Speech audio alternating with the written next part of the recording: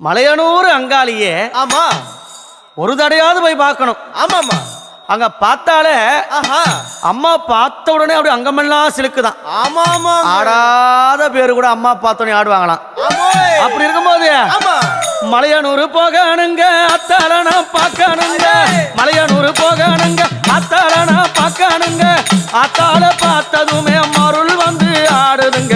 மலையனூர் கோவிலிலே மகிமை பாடுது, மலையனூர் கோவிலிலே மகிமை பாடுது. உடுக்க ஒலி கேட்டதுமே உலகம் ஆடுது, அம்மா உடுக்க ஒலி கேட்டதுமே உலகம் ஆடுது.